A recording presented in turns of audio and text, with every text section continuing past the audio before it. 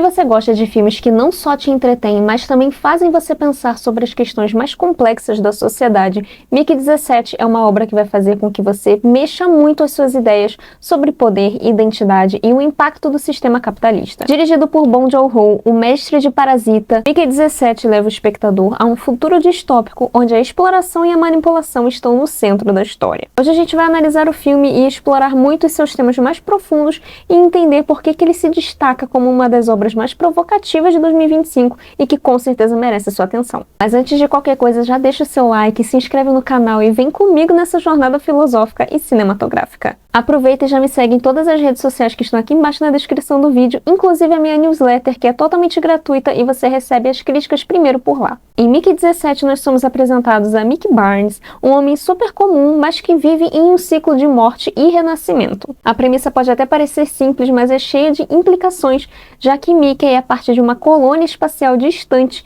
e o seu trabalho envolve missões super perigosas. Cada vez que ele morre, a sua consciência é transferida para um novo corpo clonado, mas ele lembra de tudo o que passou até ele morrer, então ele obviamente lembra de todas as situações mais bizarras que ele viveu. É uma situação bastante surreal, porque reflete muito uma realidade de exploração. O Mickey, ele é descartável, ele é uma peça de uma engrenagem, de um sistema impiedoso, onde a vida humana tem, valor nenhum. Robert Pattinson vive Mickey e ele é brilhante em mostrar como as diferentes camadas do seu personagem podem acontecer. Cada versão ali de Mickey traz uma nuance completamente distinta uma da outra, mas todas elas refletem o desgaste existencial de alguém que não sabe mais quem é de fato e tenta se descobrir o tempo inteiro. Com cada morte e com cada retorno que ele tem, Mickey começa a questionar se ele é realmente a mesma pessoa ou apenas uma cópia com as memórias do original. Talvez o que é mais intrigante nesse filme é qual é o valor da vida de uma pessoa que pode ser substituída constantemente. A primeira grande reflexão que esse filme traz pra gente, que propõe diretamente, é uma crítica ao sistema capitalista no qual as pessoas são tratadas como recursos completamente descartáveis, sem qualquer tipo de valor além da função que elas desempenham para alguma empresa, por exemplo. Ou seja, parecido com as coisas que a gente vive numa sociedade atual, talvez não seja tão distópico assim. No filme, Mickey não é visto como um ser humano, mas sim como uma mercadoria, alguém que pode ser repetidamente sacrificado para cumprir a missão de uma colônia. Ele é replicado tantas vezes e a sua consciência é extraída de uma maneira e colocada num corpo novo, onde tudo fica recomeçando, que é um negócio bizarro. E isso acaba sendo uma metáfora completamente poderosa para o mundo real, onde milhões de trabalhadores são tratados como se fossem intercambiáveis, como se fossem substituíveis, sem uma identidade própria além do que aquela sua produção pode gerar. Essa exploração constante é comandada pelo líder da colônia, Marshall, interpretado pelo Mark Ruffalo, que está impecável nesse papel e ele deve estar muito feliz de fazer isso. Marshall é uma figura cínica e calculista que representa a figura do líder populista. E aí eu entro falando que ele deve estar muito feliz porque o Mark Ruffalo, se você acompanha ele nas redes sociais, você vai entender mais ou menos o que eu tô falando. Seu personagem manipula a população com discursos completamente vazios e cria uma narrativa de que eles estão em uma missão heróica, mas na verdade ele está apenas perpetuando uma ordem que visa manter o seu poder concentrado. Ele não é um herói, mas um vilão disfarçado que utiliza a mídia e a desinformação para manter a sua posição e manipular as massas.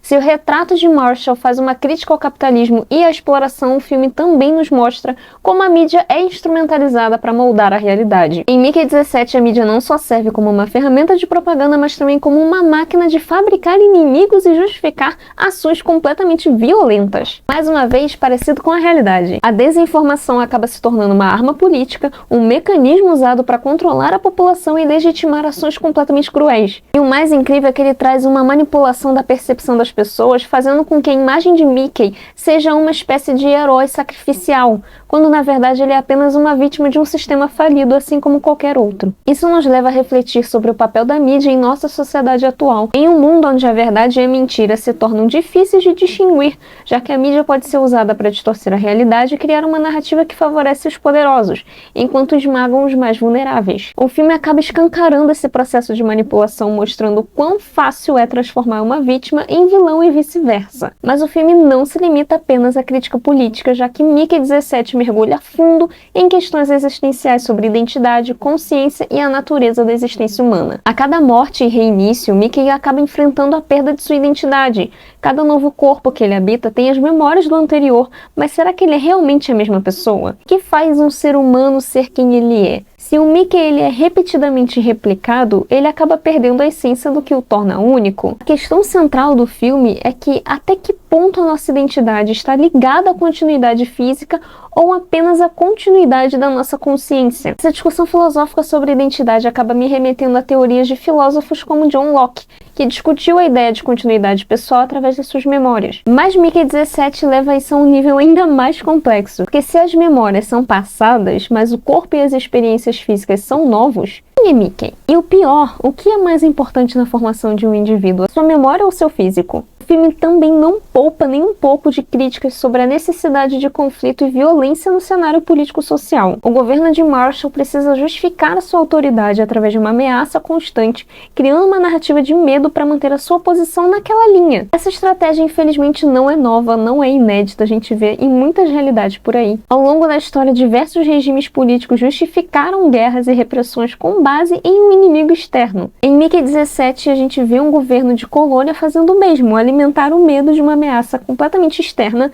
e usar isso como uma justificativa de uma contínua exploração e controle, e que muitas das vezes está só criada naquela realidade ali do governante, tá? Porque às vezes nem existe, mas ele criou. Isso reflete um fenômeno real no mundo moderno, onde muitos governos e corporações criam um inimigo para fortalecer o seu poder através de uma guerra, de um medo ou da repressão. O medo de perder o controle sobre uma sociedade é uma das maiores forças que alimenta a violência e opressão. E em Mickey 17 a gente vê como esse ciclo de violência acaba se perpetuando, tornando-se um mecanismo central para a manutenção do poder. O elenco de Mickey 17 aqui, gente, é espetacular e dá vida a essas questões tão profundas e complexas. Robert Pattinson, que já mostrou seu talento em filmes como O Farol e Tenet, e até mesmo em Batman, entrega uma performance impressionante. Ele é capaz de dar vida a várias versões do mesmo personagem, cada um trazendo uma carga emocional única e até mesmo outras personalidades. Seu Mickey é um homem perdido tentando se reconectar com algo que ele não sabe mais o que é. Já o Mark Ruffalo como o antagonista Marshall é simplesmente brilhante,